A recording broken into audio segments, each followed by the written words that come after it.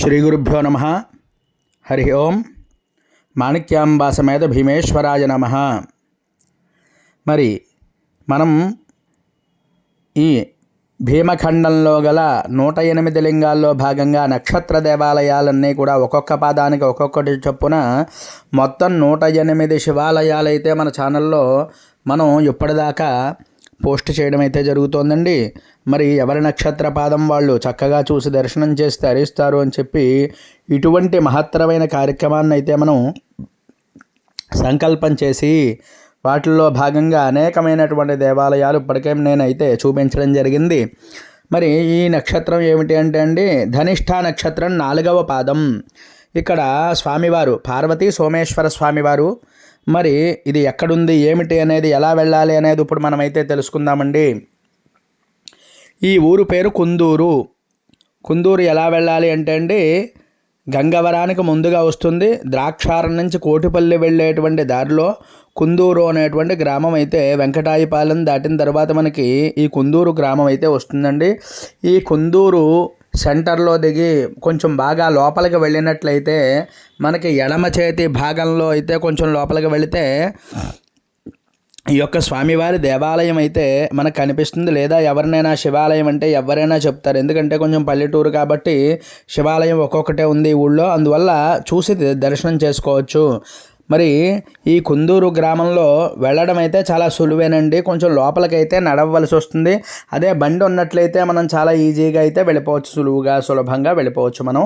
మరి స్వామివారికి ఇది యొక్క దేవాలయం అయితే చాలా అద్భుతంగా ఉంది. అంతేకాకుండా చాలా ఆహ్లాదకరమైనటువంటి వాతావరణంలో ప్రశాంతంగా ఉంది. మనం సాయం సంధ్యావేళలో అయితే కొద్దిగా చీకటి పడింది, అందువల్ల కొంచెం అయితే మనకి ప్రశాంతంగా ఉందండి దర్శనం. ఎందువల్ల అంటే ఉదయం కంటే రెట్టింపు ఫలితాన్ని సాయంత్రం వేళలో ఇస్తుంది కాబట్టి మరి మనం సాయంత్రం వేళలో అయితే వెళ్ళడం జరిగింది. అయినా స్వామివారిని ఒక్కసారి దర్శనం చేసుకోండి. ఈ నక్షత్రం మనకి ధనిష్ఠ నక్షత్రం కుంభరాశిలోకి వస్తుందండి, 4వ పాదం అంటే. మరి కుంభరాశి ఈ జాతకులు, అలాగే ఈ యొక్క ధనిష్ఠ నక్షత్రం 4వ జాతకులు తప్పకుండా ఈ పాద లింగాన్ని అయితే చూసి తరించండి. ఈ స్వామివారి పేరు భ్రమరాంబా సమేత మల్లేశ్వర స్వామివారు. మరి స్వామివారిని చూసి తరించగలరు.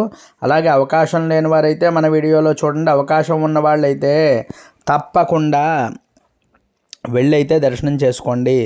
ఇందాక నేను పొరపాటున ఉమా సోమేశ్వరుడు అని అనుకున్నాను, కానీ స్వామివారి పేరు ఏంటి అంటే భ్రమరాంబా సమేత మల్లేశ్వరుడు. నమస్కారం చేసుకోండి.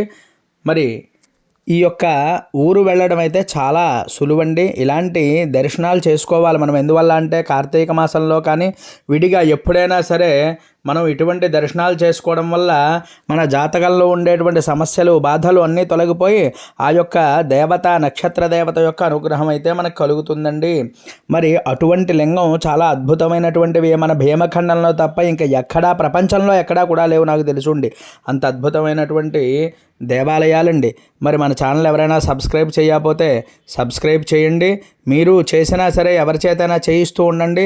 అలాగే మన వీడియో ఎవరికైనా ఉపయోగపడుతుంది అంటే తప్పకుండా పంపిస్తూ ఉండండి. అలాగే లైక్ చేయండి, కామెంట్ చేయండి. మరి నెక్స్ట్ వీడియోలో మళ్ళీ చూపిస్తాను ఇంకో వీడియో.